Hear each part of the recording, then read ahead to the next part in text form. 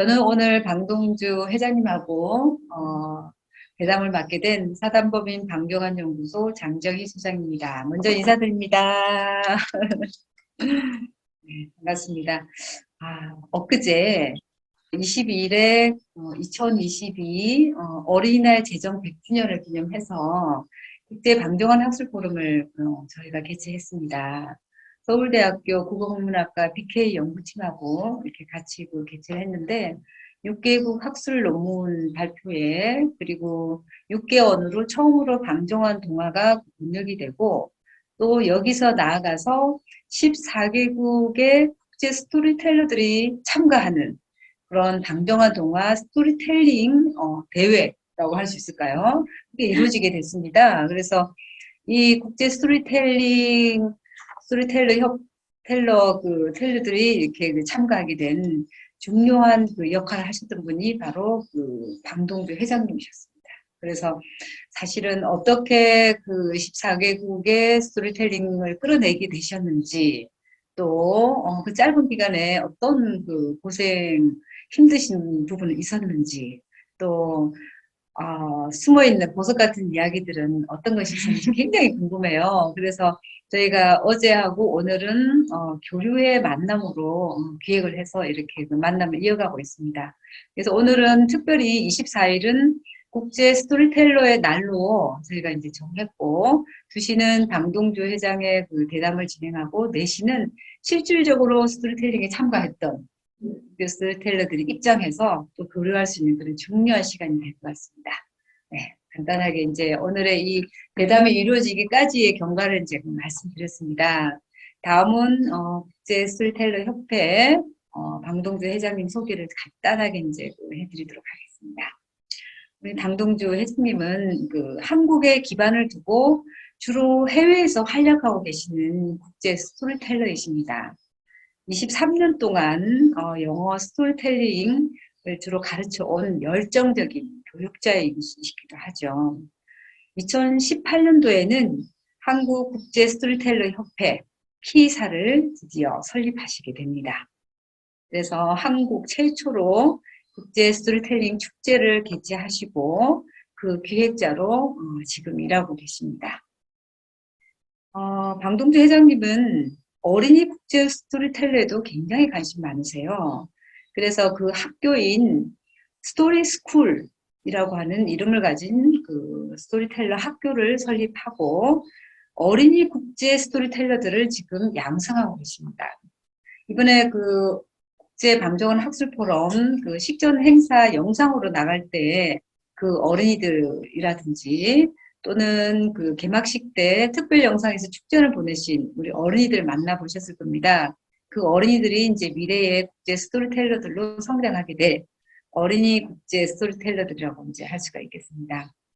2018년도에는 이란에서 열린 제21회 이란 국제 스토리텔링 페스티벌 국제 스토리텔러 공연 부분에서 우승자로 선정되기도 하셨습니다. 자, 그러면 이제 우리 방동주 회장님을 뜨겁게 맞아주시기 바랍니다. 반갑습니다, 회장님. 아이고, 부끄럽습니다. 네. 네. 저는 사실은 우리 방동주 선생님 그동안 많은 활동도 하셨지만, 네네. 방동주 회장님하고 이렇게 가깝게 정말 인간적인 이야기를 들을 수 있는 시간은 많지 않았어요. 그래서 오늘의 방동주 회장이 있기까지 방동주 회장님의 어떤 고민이랄까, 방동주 선생님이 길러주신 일은 선생님 이야기랄까, 또 앞으로의 어떤 계획이라든지 이런 것들을 전반적으로 많은 사람들과 같이 나눌 수 있는 그런 시간이 만들고자 합니다. 감사합니다. 네, 반갑습니다. 자, 그럼 먼저 14개국 스토리텔링을 이끌어주신 저의 감사를 이제 간단하게 이제 전해드렸고요. 먼저 방동주 회장님의 간단한 우리 오늘 입장하신 분들에 대한 인사를 잠깐 전해주시죠. 네. 안녕하십니까, 선생님들. 반갑습니다. 지금 줌으로 참여하고 계신 분들과 또 다른 네트워크를 통해서 참여하신 분들에게 좋은 시간 같이 공유하게 돼서 영광스럽게 생각합니다. 사실 그동안은 제가 항상 스토리텔러로서 스토리를 알리거나 혹은 또 다른 저보다 너무나 훌륭하신 대한민국의 스토리텔러 분들과 그쪽의 교류 단체를 알리기 위해서 제가 서번과 같은 또 그렇게 노력을 하는 사람이어서 저만 위한 이렇게 대담 자리를 하기가 참 어색합니다. 그래서 오늘 조금 부족하나마 개인적인 이야기를 나눈다 생각을 하고 참여하도록 하겠습니다. 네, 반갑습니다. 오늘 화면이 굉장히 아름다워 보이세요. 아이고, 감사합니다. 네. 네. 자, 그러면 첫 번째 질문 네네. 드려보겠습니다. 자, 우리 방동주 회장님께서 국제 스토리텔러들과의 교류가 어떻게 시작되었는지 그 출발 지점에 대한 이야기부터 한번 열어보고 싶은데요. 네. 어떻게 국제 스토리텔러들과의 교류가 어떻게 시작되게 됐는지 모든 분들이 그렇게 말씀을 하시죠. 어떤 일이 일어날 때는 운명과 같은 터닝 포인트가 있을 것이다, 인생에. 제가 국제 스토리텔러와 교류를 하게 된 인연은 거슬러 올라가자면, 지금 그 줌에도 지금 참여하고 계신 임정진 작가님의 그런 만남에서 이루어집니다. 세상을 살면서 정말 그 남편 다음으로 저에게 인연을 아주 스트롱 인연을 맺어주신 분이신데요. 임정진 작가님의 그런 2013년에 강의를 들으러 갔다가 제가 사실 그동안 저는 한국에서 영어 스토리텔러라고 생각을 하고 아이들을 지도하고 있는 영어 선생님이었는데 작가님의 생각을 바탕으로 아이들에게 좋은 이야기를 전달하겠다. 그러려면 작가님이 해보는 게 낫지 않을까. 그래야 그 마음을 알 수 있어서 또 분당 근처에 오픈된 클래스에 찾아간 계기가 된 게 임정진 선생님을 만나게 됐고요. 임정진 선생님과는 그 전에 오묘한 인연으로 사실 블로그를 통해서 인연이 됐던 것이었어요. 예, 그때 임정진 선생님께서 스토리텔러에 대한 이야기를 많이 들려주셨어요. 작가가 되는 이야기보다. 그리고 저를 보시고 방 선생님은 작가가 되는 것보다는 스토리텔러가 되는 게 더 낫지 않을까라고 조언을 주셨는데요. 사실 저는 이미 제가 스토리텔러라고 생각을 하고 있었는데, 예. 그런데 우연히 그해 11월에 그 파주에 열리는 스토리텔링 그 축제가 있었습니다. 파주에서 2013년도에. 그쵸, 예. 파주에서 열리는 국제 스토리텔러들을 아시아권에서 불러오셔서 이제 교류도 하고 이야기 들려주시는 곳이었는데 한번 와보라고 저에게 말씀을 해주셔서 우연히 갔는데 그때 제 인생의 멘토를 만나게 되죠. 저희 네. 이제는 와이주 파토사라는 태국의 저명한 스토리텔러 선생님이자 또 아시아 국제 스토리텔링 축제를 또 기획하시는 기획자님을 뵙게 된 거예요. 네. 그 인연으로 그 다음부터 2014년에 첫 번째 국제 스토리텔링 축제에 참여를 하면서 시작됐군요. 시작됐습니다. 알겠습니다. 아까 와주빠 선생님 얘기는 나중에 조금 더 깊이 있게 한번 들어보도록 하겠습니다. 네. 사실 그런 교류만으로도 충분히 만족할 수 있는데, 그죠? 국제 그 스토리텔러들과의 교류를 하면서 그 속에서도 충분히 즐거움이란지 또는 내가 뜻하는 바를 이렇게 성취할 수 있을 거라는 생각이 드는데 굉장히 어려운 일을 한국에서도 출범을 하셨어요. 그게 뭐냐면 한국국제스토리텔러 협회라고 하는 기사죠. 그걸 창립하게 되셨는데 그 특별한 계기나 어떤 이거를 국제 스토리텔러 협회를 설립해야만 했던 그런 취지가 있었을까요? 갑자기 울먹이시는. 갑자기 주마등처럼 휘몰아쳐 지나가는데요. 네. 사실 저는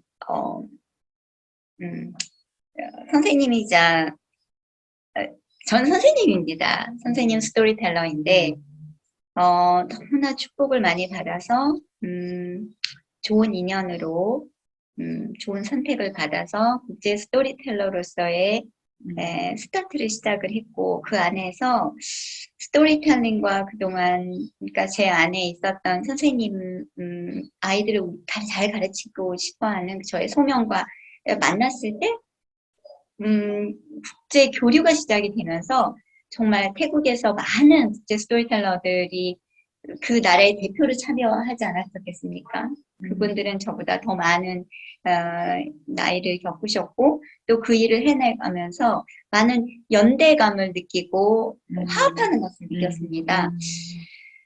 그런데 그 저에게 큰 울림을 준 축제가 6회를 마무리하고 아시아에서 마무리하게 됐습니다. 왜냐하면 그 기획자이셨던 와주판 선생님께서 정년퇴직을 하셨고 그게 몇 년도였을까요? 6회라고 하면 예, 2017년. 2017년. 네. 그리고 그때 와주판 선생님께서 마지막 저를 초청을 해주시면서 더 이상의 물론 아시아에 있는 첫 축제를 제가 계속 항상 배우고자 하는 마음으로 항상 들어가서 대표로 일을 하곤 했지만 그 덕으로 많은 국제 스토리텔링 친구들의 초청으로 또 다른 뭐 루마니아도 가고 인도도 가고 영역별로 아시아권은 거의 도는 걸로 생각을 해요. 그런데 사실 제가 항상 영원하리라 생각했던 축제가 아시아 축제가 항상 참여하라고 생각했던 축제가 와이프 선생님 그 기반이 대학교였어요. 마하사라캄이라는 대학교에서 영문학과 교수님이자 또 이런 그 연대를 이끌어 가셨던 그 기반지인 마하사라캄에서 정년퇴직을 하시면서 어쩔 수 없이 그 자본이었기 때문에 마음과는 다르게 그쳐야 되는 상황이었는데 그때 제 마음속에 묘한 싹이 트기 시작했습니다. 항상 제가 스토리텔러 어머님이라고 불렀는데 어머님이 그 일을 마무리하면 딸이 계승해야 된다. 그리고 그 전까지는 한국국제 스토리텔링 축제가 전무했습니다. 그리고 제가 조사를 해본 결과로는 많은 축제, 스토리텔링이라는 축제는 있었습니다. 지역 스토리텔링 축제, 이런 이야기 축제. 저도 몇 번 참여를 했고요. 하지만 국제 스토리텔링 축제는 없었습니다. 그리고 제가 6회 동안 돌아다니면서 한국 이야기가 전무하다. 근데 저는 사실 1회를 마치고 한국에 들어왔을 때 와주만 선생님 조언대로 많은 국내에 전 영어를 하는 사람이지만 한국의 이야기를 공부하기 위해서 건국대에도 가보고 또 책고리 이야기 할머니 그 이야기 선생님들 그런 공연도 계속 보고 유대 관계를 유지를 했습니다. 존경하는 마음으로 항상 배우자는 마음을 갖고 있었기 때문에 그런데 그런 유수한 분들을 알려야 되는 게 제 임무 같은 것이 느껴졌습니다. 누가 주지는 않았습니다. 근데 내 마음속에 그러려면 한국에 그동안 저를 초청해 주신 많은 국제 스토리텔러 분들을 만나고 제가 배웠던 거를 한국에 이렇게 다른 지금 계시는 지역 스토리텔러 선생님들과 교류의 장을 만들어주면 어떨까. 저는 그게 제 임무라고 생각을 해서 그러면 그 임무 제가 해보겠습니다라고 했습니다. 근데 제가 상상과 열정은 가득한데 현실성이 약간 부족합니다. 그래서 하겠다고만 하고 그게 얼마나 어려운지를 감을 잡지 못했습니다. 그때는 선생님 직업으로 항상 평생 생활했기 때문에 이 일이 얼마나 어마무시하고 거대하고 큰일이었는지는 짐작조차 못하고 와주파 선생님처럼 하면 되겠지. 그리고 용감하게 일주일 동안 6개 지역을 4개 지역을 돌면서 버스까지 불러서 제 나름대로 했습니다. 근데 그러면서 이렇게 협회가 단단해졌죠. 태어나게 됐습니다. 알겠습니다. 그게 그 축제를 열기 위해서 협회를 만들어야 됐고 그 협회를 만들기 위해서 제가 그동안 몇 년 동안 교류를 하셨던 모든 선생님들에게 찾아가서 만들어보자. 우리도 미국의 스토리텔링 네트워크처럼 함께하면 할 수 있다. 이거를 하고 함께 만든 협회가 바로 한국국제스토리텔러 네. 협회입니다. 아까 제가 말씀드릴 때 주마등 같이 뭔가를 이렇게 스쳐 지나간다고 했는데 제가 이 지점에서 잠깐 요약을 좀 해야 될 것 같아요. 그렇죠? 그러니까 이제 그 아시아에서는 그 태국의 마하사라캄 대학에 계셨던 마주파 선생님이 대학 교수님으로 국제 스토리텔러 협회를 6회 동안 이끌어 가셨고 정년 퇴임하면서 더 열 수 없게 된 그 안타까움을 딸이자 제자인 이 딸 겸으로 되어 있는 제자인 방동주 선생이 안타까움을 느끼고 그것을 이때 한국에서 한번 열어보려고 하는데 한국 국제 스토리텔러 협회라고 하는 기구가 필요했다라고 하는 것입니다. 네. 아유, 굉장히 그 뒷이야기를 주마등처럼 이렇게 했지만 짧게 지금 제가 한 두세 문장으로 요약을 했지만 방통조 회장님한테는 굉장히 안타깝고 또 힘겨운 그런 시기가 아니었나라는 생각이 듭니다. 제가 조금 전에 이제 그 국제 스토리텔러들과의 교류를 충분히 할 수 있는데 왜 한국에서 한국 국제 스토리텔러 협회를 굳이 설립해야만 했던가 하는 데 대한 해답이 나온 것 같습니다. 제가 볼 때는 이 기구 자체가 하나의 그 기둥 역할을 할 수 있지 않는가. 왜냐하면 우리가 흩어져 있는 이 개인들이 이렇게 교류를 하는 것과 한국의 이렇게 국제 스토리텔러 협회의 하나의 기둥을 세워줌으로 해서 그 기둥을 중심으로 다양한 어떤 시일도 연결이 될 수도 있고 또 걸 수도 있고 하는 이런 다양한 어떤 그 이벤트라든지 콘텐츠 또 많은 이야기들 이런 것들이 한 자리에 모여서 또 새로운 축제를 만들어갈 수 있는 기반이 될 수 있지 않는가 그런 생각이 드네요.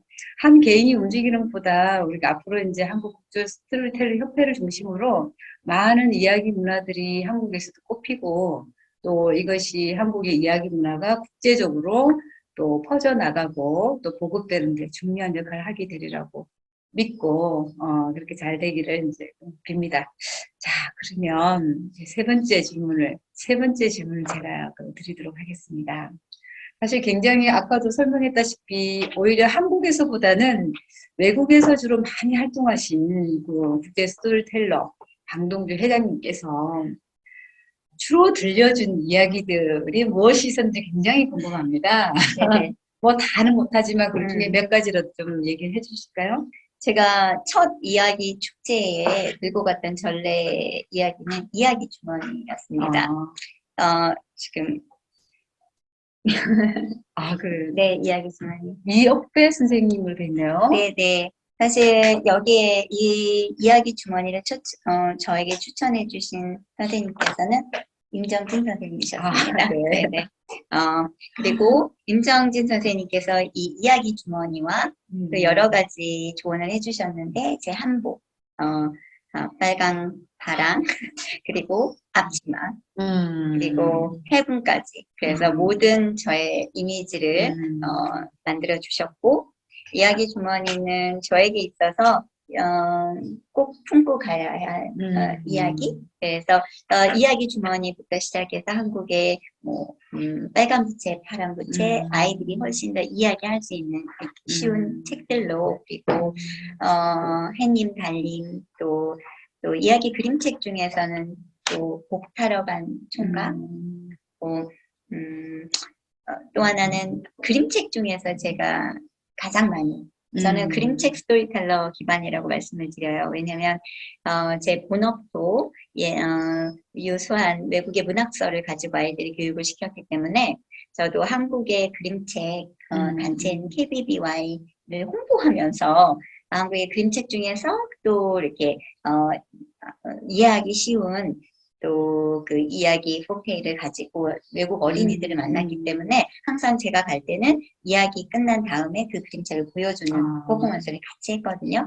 그러다 보니까 근데 개인적으로 조금 현대적인 그림책 같은 경우는 방끄다기 시를 굉장히 많이 이야기를 하고 왜냐하면 저도 두 아이의 엄마였고 또 지금 엄마이면서 또 이 길을 엄마들을 위한 스토리텔링을 함께 이끌어가고 아이들을 위해서 이 일을 하고 있기 때문에 저에게 굉장히 의미 있는 이야기라고 할 수 있습니다. 네. 방동 선생이 여러 가지 이야기를 많이 들려주셨는데, 오늘 첫 번째 그 이야기가 바로 이야기 주머니 이야기에서 시작했네요. 네, 이야기 주머니 이야기. 아, 이야기 주머니 이야기. 네, 아주 흥미로운데요. 저도 이제 2014년도에 그 강동 선생님 이야기 주머니를 이렇게 들고 오셨어요. 그게 굉장히 이제 인상 깊었는데, 우선 여기까지 이제 방동 선생님 말씀을 들으니까 방동주 선생의 이야기는 좀 특징적인 것이 있는 것 같아요. 뭐냐면, 우리가 이야기 그러면 너무 옛날 이야기라든지, 뭐, 호랑이 이야기, 이렇게 떠오르는데, 방동 선생은 한국의 그림책 작가들이 그 출간하신 이런 그림책에 대한 내용들을 나름대로 외국에 가서 이야기로 소화해서 이렇게 들려주시는 점. 그렇게 보면 우리나라 이야기도 전파되지만 한국의 그림책의 어떤 그 아름다운 모습을 또 외국인들에게 또 선물할 수 있는 그런 홍보대사 역할도 굉장히 할 수 있겠다는 생각이 들고, 혹시 앞으로도 그림책 그 작가님들이 굉장히 관심을 가질 만한 그런 분야인 것 같기도 합니다. 그죠? 그렇죠. 저는 네. 사실 이 저희 기사 단체에도 그림책 스토리텔러 분들이 계신데요. 저는 스토리텔러는 말과 그리고 또 제스처, 이 바디 랭귀지로 사람들의 마음속에 이미지를 그리는 또 다른 스토리텔러라고 생각을 합니다. 마음의 그림을 그리는 사람들. 근데 그 그림 중에 저의 이야기도 좋지만 이야기 주머니의 가장 큰 포인트는 나눔이죠. 근데 외국 분들이 저의 이야기를 듣고 그 이야기가 너무 생각이 나서 이렇게 어떻게 하면 그 이야기를 찾을 수 있을까 하다 보면 한국의 이야기 작가님들이 그림책으로 된 버전들이 나가게 되면 서로 굉장히 더 좋은 시너지가 되지 않을까 싶어서, 그리고 또 저는 스토리텔러라는 말도 되게 좋아하지만 저는 특이하게 저는 한국의 전기수라고 생각합니다. 그래서 제가 가지고 있는 능력을 가지고 많은 사람들에게 힘도 주고 또 그 일로 제가 일을 하고 있기 때문에 저는 정말 멋진 전기수가 돼서 제가 하는 이야기가 힘을 실어서 많은 한국의 작가님들에게도 또 도움이 되는 사람이 되면 좋지 않을까, 이렇게 생각을 하고 이 일을 하고 있습니다. 네. 한국의 전기수가 되고 싶다라고 하는 바람을 전해주셨는데요. 앞으로 방동두 회장님 이야기 많이 듣게 되는 그런 시간을 한번 계속 만들어야 되겠다 생각이 듭니다. 자, 이야기 주머니라고 하니까 저도 주마등처럼 떠오르는 이야기가 하나 있네요. 그래요? 다른 것이 아니고, 네. 제가 이 방동두 선생하고 처음으로 인연이 된 것은 그때도 역시 임정진 선생하고의 인연이네요. 나중에 임정진 선생의 축사를 한번 들어보도록 합시다. 네. 그 2014년도에 네네. 저희 원사님이 그 이재철 선생님이셨는데 예. 2011년도에 그만 돌아가셨어요. 그래서 그 선생님께서 돌아가시자 선생님이 없는데 어떻게 세계대회를 어떻게 하느냐, 그런 이제 중론이 이제 있으니까 그래도 선생님께서 그 일으킨 세계 아동문화대회를 우리가 해야 하지 않겠는가, 힘을 모아서 해보자. 그래서 이제 세계 아동문화대회를 개최하게 됐는데, 그때 이제 창원에서 다행히 지원을 조금 해줘서 창원 그 아동문화 축전하고 같이 겸해서 아주 그 성대하게 개최한 적이 있었거든요.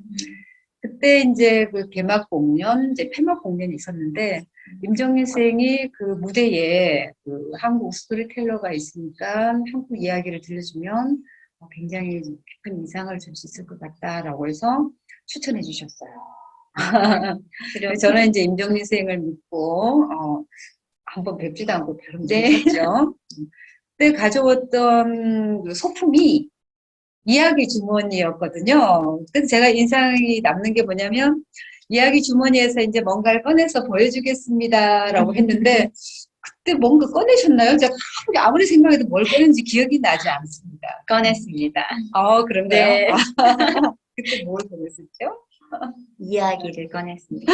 네. 네. 근데 저희가 사실 스토리텔러는 공연 영역에서 무대 음. 안에서 보여지는 거기 때문에 그 공연을 하다 보니까 제가 하는 퍼포먼스에서 이야기가 항상 이렇게 나온다는 걸 모든 사람들이 뭐가 나오나 하고 호기심에 이렇게 지켜보시기도 하거든요. 근데 이제 그 안에서 저는 이야기를 꺼냈고 그 이야기는 아마 그때 장정희 소장님 가슴에 이렇게 들어가셔서 오늘 네. 이 자리까지 인연이 오지 않았을까 싶습니다. 아, 그래요.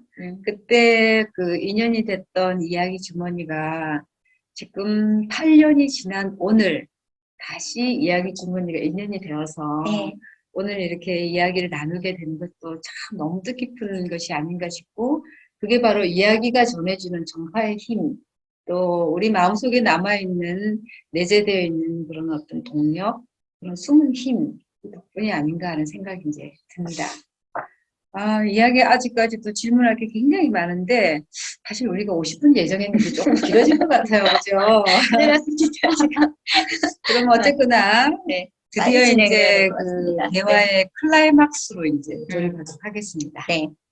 바로 오늘의 방동주를 있게 한 태국의 와주파 선생에 대해서 우선 간단하게 어떤 분이 좀 소개해 주실까요? 그러니까, 갑자기. 사실 뭔가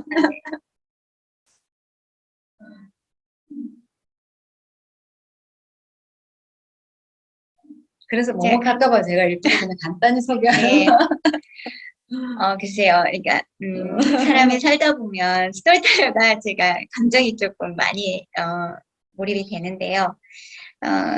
지금 잘 지켜보고 계시리라고 생각합니다. 사람이 살면서 누군가를 믿어준다는 것은 사람들이 살면서 가장 큰 힘을 주는 것 같습니다. 와주반 선생님을 뵀을 때 저는 두 분의 부모님을 한꺼번에 잃은 해였고 그때 뭔가 저의 정신적인 지주를 찾아서 헤맬 때 어떤 인연이 끈이었는지 모르지만 그분은 저를 국제 스토리텔러로 한국 대표로 초청을 해주셨습니다. 그리고 저는 그분의 믿음에 보답하고자 최고의 퍼포먼스 보여주기 위해서 1년에 한 번씩 가는 태국행이 저에게는 가장 행복한 기억. 그리고 전 지금도 누군가를 만날 때 제가 뭔가를 드릴 수 있는 분을 만나는 것을 되게 중요하게 생각합니다. 근데 와주파 선생님께서 저를 조용히 아무 말도 없이 항상 지켜봐 주시고 기회를 주셨고 그리고 제일 큰 조언은 한국에 그러니까 와주파 선생님께서 항상 저를 입어라 하신 거는 제가 다른 사람들을 위해서 일한다는 거. 그리고 한 해 갈 때마다 한국에 이런 스토리텔러가 있고 이런 단체가 있고 그런 단체를 잘 소개하고 싶다. 그런데 제가 아직은 미약해서 제가 혼자 다니는 게 제가 아주 감동받았습니다.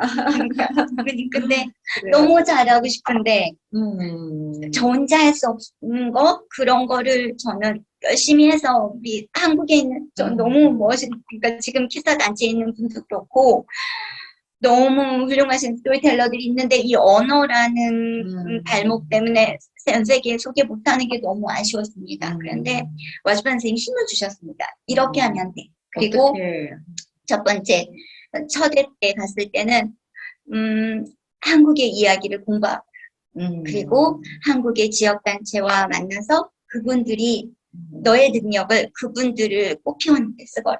그리고 그러려면 넓게 봐야 돼.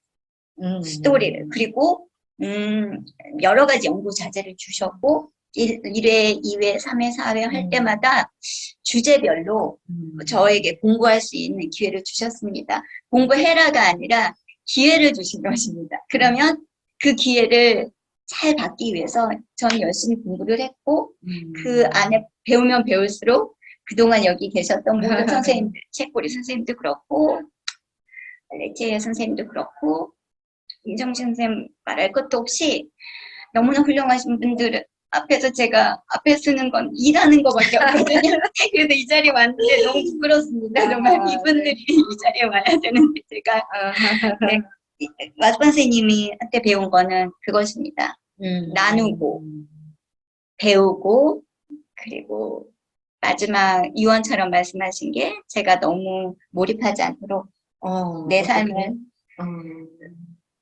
스토리텔러도 사람입니다. 스토리텔러 is human. 그렇게 말씀하셨어요. 그거는 다시 말씀해 주세요. 스토리텔러 is human. 스토리텔러는 인간이야. 그래서 실수할 수도 있고 제가 너무 신경해서 제가 너무 존경하고 스토리텔러는 제가 과하게 조금 너무 생각한다고 하나 조심하게 자리 잡아야 될 것이 스토리텔러는 의사소통, 소통을 하는 사람이니까 너의 세계관으로만 집약하지 말고 다른 사람을 이해할 때는 그 사람이 그런 다른 면이 다 있을 수 있다는 것을 알고 항상 사람을 만날 때 넓게 보면서 그래야 마음을 안 다치며 오래 갈 수 있다고 그리고 마지막 돌아가셨을 때 비록 너무 찾아뵙지를 못해서 갑작스런 이별이었지만 선생님께서 가시면서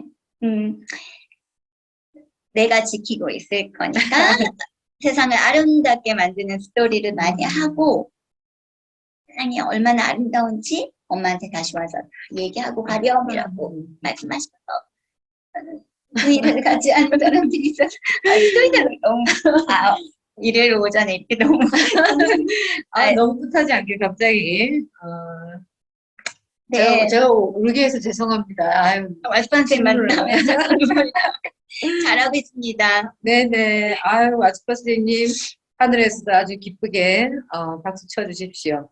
제가 7번째 질문이 그 와스펀 선생님으로부터 받은 가르침인데 아마 자연스럽게 다 이야기를 하신 것 같아요. 혹시 더 덧붙일 말씀 있으실까요? 제가 이게 제 생각만 하다 보면 몰입이 돼서 먼저 번 질문이 와주판 선생님 어떤 분이셨는가라고 하셨죠.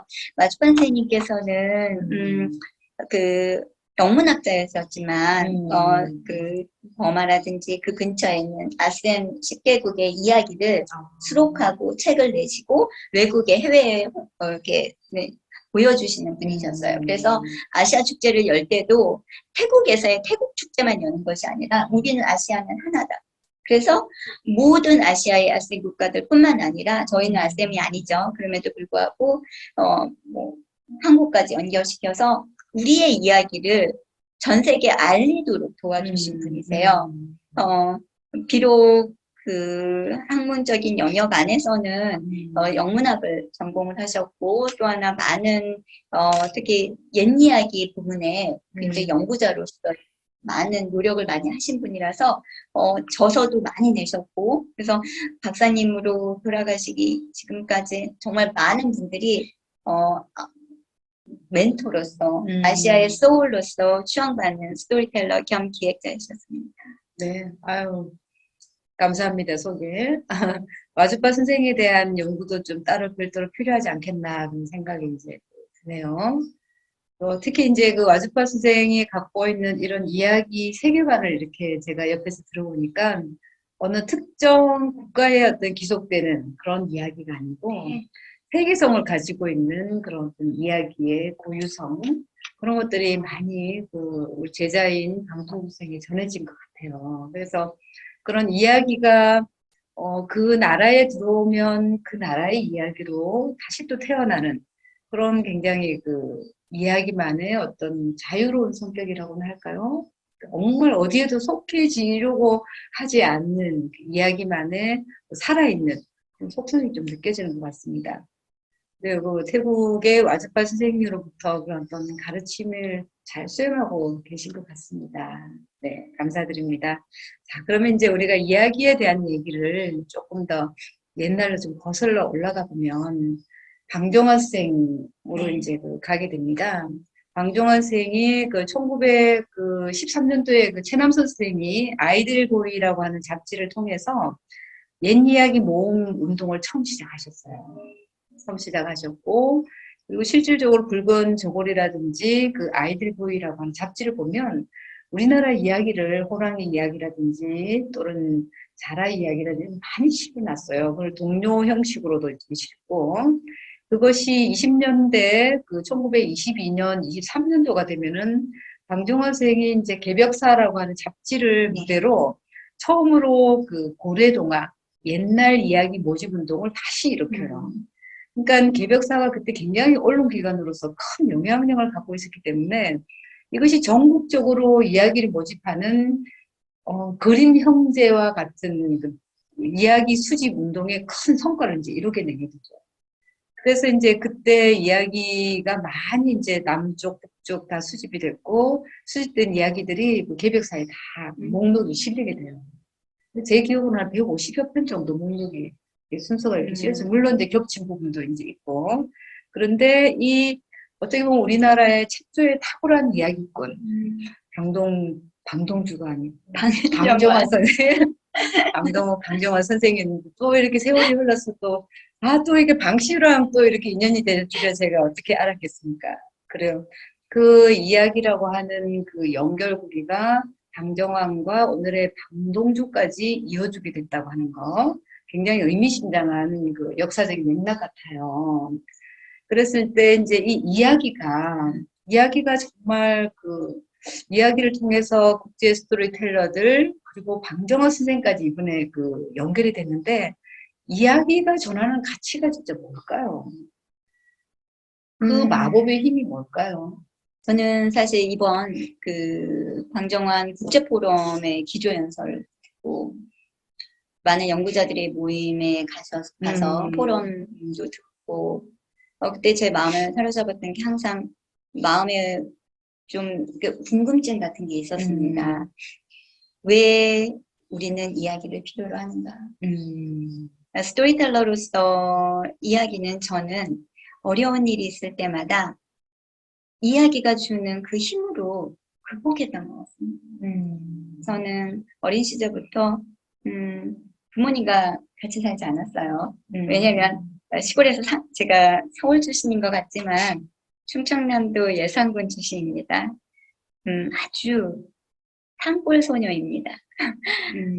공부 때문에 상경을 해서 언니와 함께 자랐는데 그 안에서 저의 외로움, 저의 단련된 그런 것들이 굳건하게 심어준 게 이야기였고 그때는 잘 몰랐습니다. 저희 아버님께서 저는 예쁜 이름을 원했습니다. 예솔이, 미니 뭐 이런 이름.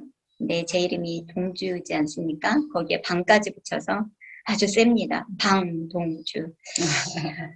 이 방정환 선생님 이야기를 하면서 이 방 씨에 대한 것들이 왜 그랬을까 생각이 들면서 방정환 선생님이 주창하신 왜 어린이에게 의미를 부여하고 방정환 선생님께서 그 일제 암흑기에 우리 어린이들을 격려할지 앞에서 보면서 어린이들에게 희망을 찾았는지 저는 그 마음을 알 수 있을 것 같습니다. 우리가 방정환 선생님이 그 주창하던 어린이였고 우리가 또 방정환 선생님은 어린이의 정신적 약이라고 그 이야기를 말씀하셨습니다. 전 그렇다고 생각합니다.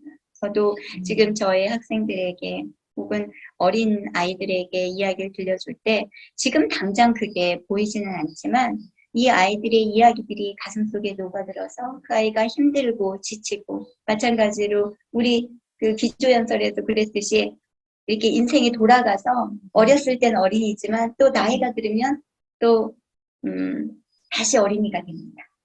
맞아요. 다시 어린이가 됩니다. 그래서 어린이와 또 실버 스토리텔러, 어르신 스토리텔러들이 만날 때 가장 큰 시너지가 된다는 것이 저는 믿거든요. 그래서 저는 어렸을 때 어린이를 태어나서 죽기 전에 예쁜 어린이로 이야기와 함께 이 세상에 아름다운 흔적을 남기고 가는 거, 그 일이 바로 방정환 선생님이 하신 일이라고 생각을 하거든요. 그래서 이야기, 제게 있어서 방정환 선생님의 이야기는 바로 아이들이 살아가면서 꼭 지니고 있어요. 정신적인 보배와 같은 약이라고 말씀드리고 싶습니다. 네, 아유, 감사합니다. 방정환 선생이 그 동화를 이야기라고 하셨는데, 어린이들에게 자주 자주 이야기를 들려주시오라고 하셨고, 집에만 가면 아이들이 이야기 들려달라고 계속 조른다고 그러고, 본인도 역시 어렸을 때 이야기를 들려달라고 졸랐다. 그런 얘기를 하고 계시거든요. 네. 그래서 이야기를 들으면서 어린이들이 자라고, 이야기를 들으면서 어린이 마음으로 돌아가는 게 아닌가. 네, 맞습니다. 결국은 이야기라고 하는 것이 어린이를 키우는 힘이 되고, 또 나이가 들어서는 다시 어린이 세계를 다시 회복할 수 있는 네. 그런 힘을 주는 그 세계가 아닌가 그렇게 말할 수도 있겠네요. 네, 그렇게 하니까 저도 사실은 갑작스럽게 어린 시절에 어머니가 들려주신 이야기가 하나 생각이 납니다. 그런가요? 어떤 이야기? 그것은 제가 순간적으로 얘기해서 잘 얘기가 될지 모르겠는데 간단하게 소개하면 어떤 것이었냐면 어느 마을에 굉장히 효자 집안이 있었고 굉장히 불효자 집안이 아랫동네 윗동네 이렇게 살고 있었다고 그래요. 그래서 하루는 불효자 집에 그 아버지가 야야 위에는 그렇게 효자 집안인데 네가 가서 좀 배우고 오너라 이렇게 됐대요. 그래서 이제 이 불효자 자식이 그래 어떻게 효도를 하나 하고 그 윗동네까지 가가지고 문구멍에 구멍을 내고 그 아들이 어떻게 하는지 이렇게 유심히 보게 됐더래요. 네. 그랬더니 어느 날인데 그 아버지가 그 친구 아버지가 이렇게 담요를 듣고 이불을 듣고 탁 누워 있더니 아버지가 이제 이불 바깥으로 나가시는 거예요. 네. 나가시더니 갑자기 그 아들이 아버지가 있던 그 자리에 쏙 들어가는 거예요. 그랬더니 그 아버지가 이런 거예요. 그래서, 그래, 왜 너가 거기 있었냐? 그랬더니, 아버지가, 이렇게 그 누워 계신 자리가 식을까봐 제가 여기 들어가 있었다. 그렇게 하니, 아유, 참 고맙다. 이렇게 돼서 그 아들이 다시 이제 그 아랫마을에 와서 자기 아버지, 한테 와서 잘 배우고 왔습니다. 그렇게 하고, 근데 뭐 아버지가 또 이불에 탁 누워 계시다가 이제 탁 나오는 거예요. 그랬더니, 아유, 이제 이때다라고 하면서 그 아들이 아버지가 누워있던 그 자리에 쏙 들어가는 거예요. 그랬더니 어떻게 됐겠어요? 아버지가 막 이 아들을 혼을 내면서 네가 아버지 자리를 이렇게 누워가지고 이렇게 버릇없이 하느냐고 오히려 야단만 들었다는 거예요. 어허. 그래서 그때 어머니가 그 이야기를 들려주시면서 네. 저한테 그때 아마 저 말고 저희 동생도 같이 있었을 거예요. 그때 어머니가 들려주신 그 말씀이 지금도 제가 그 가슴에 새기는 것 중에 하나인데, 그러니까 그 네. 효도를 하려면 그 자식의 그 노릇도 중요하지만 그 부모의 역할이 더 크다는 거예요. 그러니까 그 부모가 효자를 만든다는, 그러니까 그 자식이 효자가 안 되고 이것을 탓하는 것이 아니고 그 효자가 되고 안 되고는 그 부모의 역할이 굉장히 중요하다는 그런 건데, 그래서 제가 이제 네. 아이를 키우면서 이게 효녀를 키우는 것은 저 아이를 탓하기 이전에 내 부모인 내 역할이 항상 더 중요하다 이렇게 늘 이렇게 생각을 하게 되더라고요. 그때 맞습니다. 어렸을 때 들었던 그 이야기가 벌써 몇 년이에요? 한 40년이 지날 때까지 그 이야기가 가슴에 있는 거예요. 네, 그렇죠. 그래서 오늘 방종유 선생님께서 말씀하신 그 이야기가 전하는 가치, 그 어린이를 키우는 정신적인 약, 그게 굉장히 그 하나의 저에게도 그런 예가 있다고 하는 거를 우리 모두 다 여기 계신 분 하나씩 갖지 있지 않을까요? 그럴 거예요. 근데 네. 시간 관계상 그 얘기는 다음에 들었으면 네. 좋겠습니다. 네. 그러면 이제 그 9번째 질문입니다. 우리 방동주 회장님은 네. 그 어린이들과 특별한 이야기 만남을 사실 끌어가고 네. 계신데, 이번에 그 세계 어린이들의 그 특별 영상이 도착해서 정말 놀랐어요. 네. 제가 그거를 영상을 볼 때마다 먹먹해지면서 이제 눈물이 나더라고요. 이 어린이들의 깨끗한 마음을 우리가 잘 이끌어줘야 될 텐데, 다치지 않게 해야 될 텐데, 그 순수한 그 눈망울, 그 목소리, 그 몸짓, 그것이 우리들이 너무 다치게 이렇게 해주면 어떡하나 그런 생각이 들더라고요. 그래서 그 영상이 어떻게 보면 국제방정환 학술 포럼의 개막식 행사로 이제 들어갔는데, 우리들에게 전해주는 어떤 그 방향, 그거를 좀 상징적으로 보여주지 않나 싶은데, 그 어떻게 그 이번에 처음에는 10개국이 참가하려고 이렇게 한 것을 제가 거기까지는 들었는데, 네, 나중에는 50명의 어린이들이 참가하게 돼서 네, 네. 어떻게 갑자기 이렇게 많은 어린이들이 참가하게 됐는지 그 탄생하게 된 얘기를 조금 듣고 싶습니다. 제가 처음 장소장님께 음. 저희 키사가 그 어린이 100주년 기념으로 국제 포럼에 좀 도움을 주셨으면 좋겠다라고 언지를 하셨을 그날 저는 머릿속에 그려놓은 게 있었습니다. 제가 도움 드릴 수 있는 것 중에 하나는 어린이들이 직접 국제 포럼이지만 어린이들이 포문을 열었으면 좋겠다. 그래서 그 다음에 제가 그 다음 저희 이메일로 제가 저의 스토리텔러 가족이라고 하는데 모든 가족에게 이메일을 보냈습니다. 첫 번째 골자는 왜 지금 이 시기에 많은 힘듦을 겪고 있는 한국뿐만 아니라 많은 전 세계에서 전쟁과 또 기아 그리고 많은 폭력으로부터 어린이들이 지금 많이 힘들어하고 있습니다. 저는 스토리텔러들이 우리가 하는 일이 귀중합니다라고 얘기를 하긴 하지만 과연 우리가 어려울 때 이 사회에 어떠한 걸 보여줘야 하는가? 그럼 우린 스토리밖에 없지 않습니까? 그랬을 때 우리 아이들이 그 전쟁의 피해를 받고 있는 아이들 혹은 어느 곳에 있는 아이들 저희 친구들과 이야기를 계속 외국 친구들과 나누면서 각각의 어린이들 연대로 하면서 고통받는 것들이 문제가 다 좀 달랐습니다.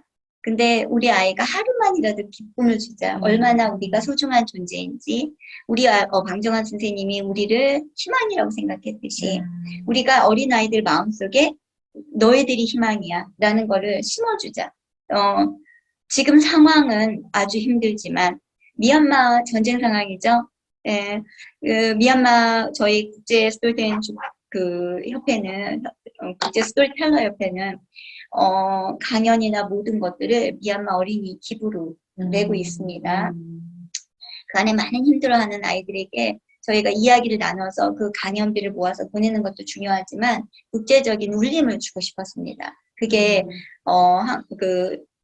방종환 선생님의 어린이 이야기 정신을 포문으로 하고 있는 국제 포럼에서 준다면 방향성이 있으리라 생각이 들어서 미얀마 교육자에게 탄진 소이라는 국제 스토리텔러입니다. 저널리스트고 그 친구에게 미얀마의 어린이 그 교육 협회에 말을 해서 이런 취지의 영상에 우리 미얀마 어린이들이 당당히 참여했으면 좋겠다라고 공문을 넣었고 그 친구가 전쟁이지만 지인을 이용해서 아이들 모여서 그 공부를 시키고 있거든요. 그때 저희가 힘들어했던 방종환 선생님 시대 때 똑같다고 생각합니다. 그렇죠. 지금 그 교육이 살 길이다. 그 아이들이 희망을 주자. 저는 그 아이들을 위한 것들을 했고 당당히 그쪽에서 해줄 수 있다 해서 셀폰으로 공연을 받아서 모아놨고 또 제가 그동안 국제축제로 전 세계 돌아다니면서 인연을 맺었던 10년 동안 인연을 맺었던 모든 분들에게 각각의 그분들의 아이들이 어떻게 자라고 있는지 알기 때문에 모든 인연을 동원해서 만들었더니 50개 영상이 됐고 또 마지막 한국에서의 친구들은 저는 선생님이기 때문에 항상 모든 일은 내 삶과 같이 하라고 들었거든요. 그래서 따로 준비해서 뭐 한 게 아니라 제가 교육을 하는 동안 틈틈이 모아놨던 그런 자료를 비디오에 넣어서 부모님들과 취지를 공유를 하고 또 허락을 받고 또 영상을 만들 계기가 되었습니다. 굉장히 감동적이었다는 말씀을 좀 드려주고 싶습니다. 감사합니다. 네. 더 많은 이야기를 나누고 싶지만 이제 마지막으로 그 질문을 한 가지 드리고 오늘 참석해 계신 분 중에 또 방동주 생에 영향을 주신 우리 그 임정진 선생님 그리고 책꼬리 이렇게 창립자이신 우리 송영숙 선생님 그리고 열린 사이버 대학의 그 강혜경 학과장님 세 분의 말씀 짧게 듣고 네. 오늘 대담을 마무리하는 것으로 하겠습니다. 자, 이제 마지막 질문입니다. 한국 국제 스토리텔러의 비전을 말해 주십시오. 저는 스토리텔러입니다. 스토리텔러는 이야기로 말을 하죠. 거창한 비전 말할 수 있겠지만 전 이야기꾼이기 때문에 짧게 작은 이야기로 하겠습니다. 3명의 석공이 있었습니다. 절을 짓고 있었는데 지나가던 스님이 말씀을 했습니다. 이렇게 물어보았습니다. 지금 뭘 하고 계십니까? 그랬더니 한 석공이 고명모로 나는 돌을 깨고 있지 않소? 라고 대답을 했습니다. 옆에 있던 또 두 번째 석공에게 스님이 묻습니다. 아이고, 이렇게 햇볕이 쨍쨍 찌는데 무엇을 하고 계십니까? 그랬더니 아휴, 나는 이 대한민국에서 제일 큰 절을 짓고 있는다고 합니다. 절을 짓고 있습니다, 스님. 이렇게 말을 하는 것입니다. 또 옆에 있던 석공을 봤는데 그 석공은 특이하게 땀이 비 오듯이 흐르고 막 손에 이렇게 상처도 많이 나고 근데 그렇게 막 킁킁거리고 너무 열심히 돌을 깨고 있었습니다. 그래서 물어보았습니다. 선생님은 도대체 무엇을 하고 계십니까? 그랬더니 그 세 번째 석공이 이렇게 말을 했습니다. 저는 스님, 부처님을 가르침을 전 세계에 선포하고 그리고 많은 힘든 분들이 이곳에 와서 자신의 마음을 자신의 마음을 케어하고 또 자신의 마음을 또 다시 한번 빛내주는 그런 멋진 공간인 큰 절을 짓고 있습니다. 그래서 많은 대중들이 제가 작은 돌이지만 잘 쪼개서 그분들의 마음속에 힘이 되었으면 좋겠습니다. 그래서 부처님의 설법을 전 세계에 퍼뜨렸으면 좋겠습니다. 라고 하시는 겁니다. 자, 국제 스토리텔러 협회가 무엇을 하나라고 물어보시는, 비전이 무엇인가라고 물어보시는 분들이 계신다면 이렇게 말씀을 해드리고 싶습니다. 저희 한국국제 스토리텔러 협회는 작은 힘이나마 여러분의 마음에 힘이 되어주는 스토리텔러 단체로서 협력과 그리고 이 세상을 아름답게 만드는데 작은 노력을 성실하게 꾸준하게 그리고 저희들만의 특별한 임무를 확실하게 만들어서 돕고 세상을 아름답게 만들어주는 단체로 그 비전을 끝내드리고 싶습니다. 감사합니다. 3명의 속공 이야기 중에서 마지막 세 번째 속공과 같이 돌을 깎는 그런 정성으로 많은 이야기 정신을 전파해서 사람들에게 아름다운 세계를 심어주고 싶다는 그런 어떤 비전을 말씀해 주셨습니다. 앞으로 한국 국제 스토리텔러가 더 크게 발전하기를 제가 믿고 또 연구소에서도 아낌없이 지원해야겠다는 생각이 이제 듭니다. 이번에 올해 국제 방정환 학술 포럼은 이제 키사와 같이 협력을 해서 스토리텔러들과 많이 좋은 성과를 이제 이루게 됐습니다. 그리고 저희는 내년에는 100개국 정도 참가하는 세계 방정환 학술 포럼도 한번 도전해 볼 만하다 이렇게 생각을 합니다. 아까 방동주 선생이 정말 꿈만 같았던 그런 선언을 해놓고 많은 어려움을 겪으셨다라고 했는데 그런 꿈조차 갖지 않았다면 오늘의 키사가 어떻게 있었겠습니까? 그죠? 우리가 불가능해 보이고 또 힘들어 보이지만 그것이 꼭 필요한 일이라면 한번 좀 선언해서 같이 할 수 있는 그런 사람들을 모아나가는 것도 큰 의미가 있지 않겠나 이렇게 생각을 합니다. 그래서 내년까지도 또 그 이후까지도 한국 국제 스토리텔러 협회와 같이 손잡고 좋은 이야기들이 퍼져나가는 그런 무대를 같이 만들어 보도록 하겠습니다. 그러면 이제 저희들의 괴담을 더 아름답게 장식해 주실 네 분을 모셔보도록 하겠습니다. 자, 그럼 먼저 임정진 선생님 마이크를 켜시고 말씀 드려주십시오. 네, 안녕하세요. 네, 안녕하십니까? 네, 들리세요? 감사합니다, 선생님. 네. 네, 들립니다. 저는 무슨 얘기를 하면 될까요? 선생님 하고 싶은 이야기요? 저요. 저가 이번에 연극이요 연극이라는 책이 어린이 동극집이 나왔거든요. 근데 거기다 제가 옛 이야기를 40편을 넣었어요. 그래서 한국 얘기, 외국 얘기 넣었는데 그 중에 한 편이 예, 와주파 선생님의 이야기를 넣었어요. 그래서 와주파 선생님 돌아가시고 나서 약간 추모의 뜻도 있었고 또 그 선생님이 해준 왜 사람은 하루에 3끼를 먹는가 이 이야기가 저는 들을 때마다 그렇게 재밌는 거예요. 그래서 이 이야기를 한국 어린이들에도 알리고 싶다라고 생각해서 그 이야기를 그 책에 넣고 그걸 가지고 어린이들이 연극을 할 수 있게 둥극으로 또 송기경 작가가 그걸 바꿔놨거든요. 그래서 좋은 이야기는 널리 널리 퍼져야 된다라고 생각을 하고 그 좋은 이야기를 널리 퍼뜨리는데 또 저는 작가로서 또 스토리텔러로 예, 그런 작은 일들 앞으로도 계속 하겠습니다. 감사합니다. 네, 아유, 선생님 잘 끝내주셔서 정말 진심으로 감사드립니다. 다음으로 송영수 책고리 서울독서교육연구회 설립자이시죠. 송영수 선생님 모시겠습니다. 네, 안녕하세요. 사실 저는 축하합니다 말밖에 할 게 다로 없거든요. 그러니까 제가 항상 그 임정진 선생님하고 방동주 선생님하고의 관계를 이렇게 쭉 보면서 참 두 분 찰떡궁합으로 잘 만나셨다. 서로한테 참 좋다. 이런 얘기를 여러 번 했었어요. 이제 방동주 선생님한테도 하고 임정진 선생님한테도 하고. 네, 사실 이번에 또 그 방정환 연구소하고 이렇게 콜라보가 된 게 또 굉장히 또 찰떡궁합인 것 같아요. 그 처음에 그러니까 2년 전인가요? 그 포럼 할 때 스토리텔링 그 축제 우리 국제 스토리텔링 축제 할 때 그 방정환 선생님이 이야기꾼으로서 굉장히 훌륭하다는 것을 좀 얘기해 달라고 장정희 소장님한테 부탁을 했었잖아요. 네, 네. 그것도 이게 같이 콜라보 하는데 영향을 주지 않았을까 하는 그런 제 생각이 듭니다. 그러니까 그래서 굉장히 자랑스럽습니다. 네.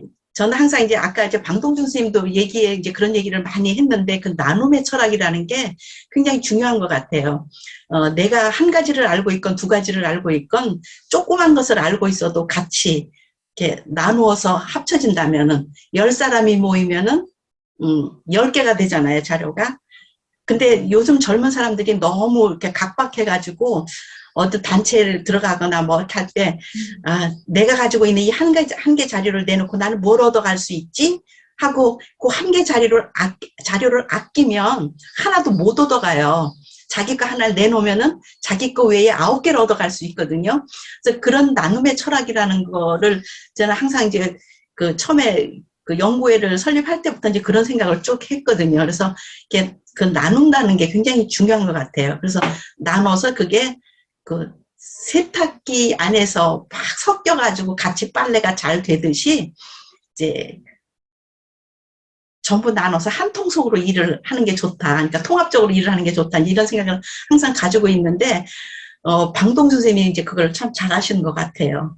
처음에도 이제 그런 얘기도 많이 한 것 같긴 한데, 이번에 너무 이 방동주 선생님이 그동안에 쌓았던 그 인터내셔널 네트워크가 아니면, 이만큼 성공하기가 좀 힘들었을 거다. 그러니까 그게 이제 서로 방정환 연구소에서도 잘 활용이 되었고, 또 이제 이 방정환 연구소의 그 방정환이라는 그 분에 대한 이야기라든가 동화라든가 이런 것도, 그 키사를 이용을 하면 또 전 세계적으로 또 널리 잘 퍼질 수 있을 것 같고, 이런 생각이 들어서 하여튼 두 분의 열정이 이거를 성공적으로 끝냈고, 아까 얘기한 것처럼 이 두 분 다 얘기하신 것처럼 이제 꿈을 가지지 않으면 그 꿈을 이룰 수 없잖아요.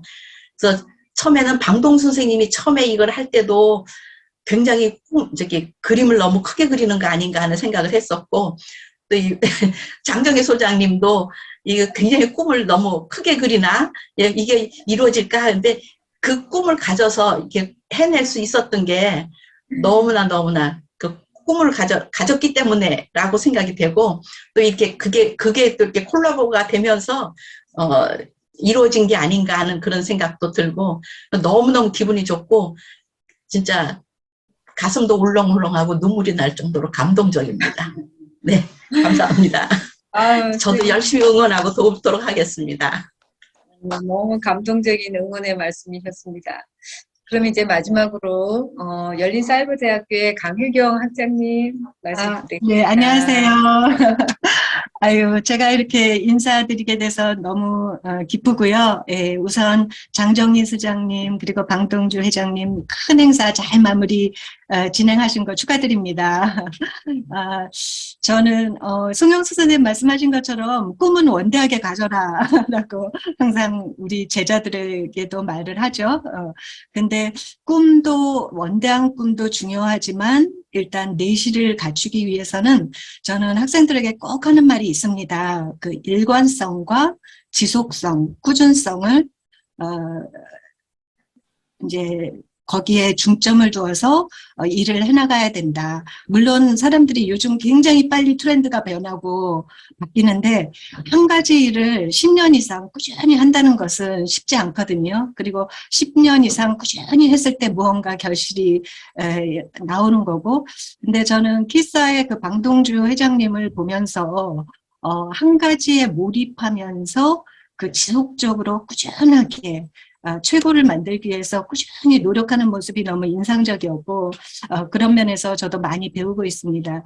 사실 저는 그 영어 영문학을 전공을 했는데 저도 영문학 뭐 소설 이런 거 공부하다가 아이를 낳고 아이의 그 언어 발달의 그 놀라움, 아이가 하루하루 자고 일어나면 하는 말이 너무너무 기특하고 놀라워서 언어 습득으로 전공을 바꿔서 석박사를 다시 했어요. 그래서 아이들 특히 4세, 5세 어린아이들의 그 언어 발달에 대해서 연구만 해오다가 어떻게 사이버대학에 이제 교수가 돼서 하면서 학생들을, 제자들을 가르치다 보니까 이거는 20대 그냥 학생들이 아니라 온갖 20대부터 60대, 뭐 70대까지 다양한 연령대의 학생들이 있고 직업도 다양한 배경을 가진 그런 학생들이 있으면서 저 자신이 그 학생들과의 소통을 통해서 정말 많이 배우고 있고 저에게는 참 좋은 어쨌든 저를 성장시키는 좋은 직업이 되었습니다.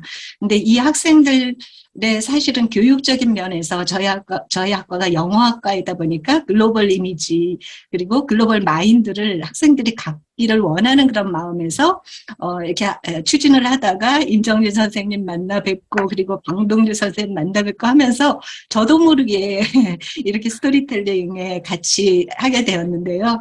저는 여기에 아주 초보자고 여기 선생님들 10년 이상 스토리텔링을 해오신 뭐 이종숙 선생님, 뭐 송영수 선생님, 임정진 선생님, 이영애 선생님, 그리고 우리 김지연 선생님, 제 제자이지만 김지연 선생님 저한테 스승입니다. 이 스토리텔링 분야에서는 이분들께 앞으로 많이 배울 예정입니다. 그래서 여기 모임의 어떤 공통점을 찾다 보니까 저도 아이들의 언어 습득을 공부하고 아이들을 좋아하는 그런 마음이 있었던 것 같아요. 그래서 오늘의 이번에 그 포럼의 주제 어린이라는 그런 포커스로 해서 그 늙으면 우리도 어린이로 돌아간다는 요람에서 무덤까지라는 그런 어떤 모티브로 같이 앞으로 이 좋은 관계 선생님들께 많이 배우면서 저도 스토리텔링 쪽에 많이 배우도록 하겠습니다. 이렇게 초대해 주셔서 감사합니다. 감사합니다. 자, 우리 이제 거의 이제 문을 닫아야 되는데요. 너무 아쉬우니까 한 분만 더 모셔보도록 할게요. 우리 키사 수원의 이종수 선생님 한 분 더 모셔볼까요? 제가 밖에 너무 더워요. 네네. 뜨거운 얘기 한번 들어주십시오. 저는 일단은 제가 방동주 회장님을 처음 만났을 때부터 저는 이 사람 작은 거인이네 이렇게 생각을 했었어요. 그리고 그 방동주 선생님과 한 5년, 6년째인가 이렇게 될 거예요. 근데 저도 이야기를 좋아하는 사람이었고 제 엄마한테 이야기를 듣고 자란 사람으로서 저도 또 아이들한테 그렇게 했고 저희 아이들이 자라니까 또 이제 도서관에 있는 아이들한테 이야기를 하면서 이렇게 살다가 어느 날 방동주 회장님을 우연히 만나게 된 거예요. 그런데 어머 이런 사람이 있어? 이러면서 아니 아이들을 위해서 이렇게 모든 걸 다 바치면서 이렇게까지 할 수 있단 말이야? 그래서 저는 그 당시에 선생님을 처음 봤을 때 되게 젊은 선생님인 줄 알았어요. 그래서, 젊은 사람 참 대단하네. 이제 이렇게 사실은 생각을 했는데 알고 보니까 나이가 들으셨더라고요. 그래서 처음 저는 아까 임정진 작가님께서 이야기하신 것처럼 협회를 만든다 그럴 때 반대를 하셨다고 그러는데 저는 뭘 몰라가지고 이렇게 일이 커질 줄 몰랐어요. 그래가지고 그냥 당연히 해야 되는 거 아닌가 이제 이렇게 했고, 그리고 저는 국제 스토리텔러라고 하면 다 영어로만 이야기를 하고 이렇게 이야기해야 된다고 생각을 했는데 저는 영어를 잘 모르고, 그런데 1회 때 처음 시작할 때 동주 회장님이 학원을 비워야 되는 상황이 벌어졌어요. 일주일을 축제를 하느냐고. 그런데 거기를 제가 영어도 할 줄 몰라. 그런데 그 학원 아이들을 위해서 뭔가 이야기를 해주겠다고 일주일 학원을 지켰던 생각이 나요. 그러면서 지금까지 이렇게 오면서 처음엔 참 이게 과연 가능할까? 하지만 저는 도와줄 수 있는 게 아무것도 없었어요. 뒤에서 그냥 묵묵히 지켜봐주고 잘하실 수 있을 거예요. 이런 얘기 해주는 것뿐이 없었어요. 그렇게 하면서 지금까지 온 것 같아요. 그래서 저는 방동주 회장님, 또 이야기, 그리고 또 저희 단체와 함께하는 이야기 선생님들, 그 선생님들과 아마 죽을 때까지 이런 일을 하면서 살지 않을까 이렇게 생각합니다. 감사합니다. 네. 아유, 이 더운 날에 그렇게 뜨거운 이야기를 또 전해주십니까? 감사합니다. 이제 정말 이제 막을 내리려고 하고요. 오늘은 대표로 그 키사의 방동주 회장님을 이렇게 대담으로 모셨지만 뒤에서 정말 더 회장님 못지않게 수고해 주신 분들이 많았기 때문에 제가 같이 소개를 하고 막을 내리도록 하겠습니다. 이번에 그 국제 방정환 학술 포럼을 통해서 14개국 방정환 동화 4월 금음날 밤 스토리텔링을 이제 이끌어내 주신 주역들이시죠. 자, 영상 마인의 커뮤니케이션 김종복 대표님, 이 자리에 안 계시지만 인사를 드립니다. 그리고 스튜디오 브로스 PD 최경선, 손동혁 팀장님, 한 달 동안 이 작업을 해주셨습니다. 그리고 커뮤니케이션 담당의 로버트 깁손 경비대 교수님, 그리고 통역을 맡으신 서용주 선생님, 감사드리고 모든 것을 총괄 기획하고 또 기사를 이끌어 가신 우리 방동주 선생님, 지휘대 모든 분들께 감사드립니다. 이분들이 이번에 14개국 스토리텔링의 결실을 만들어낸 참 주인공이었습니다. 감사드립니다. 이것으로 모두 방동주 회장의 대담을 마치도록 하겠습니다. 선생님 감사합니다.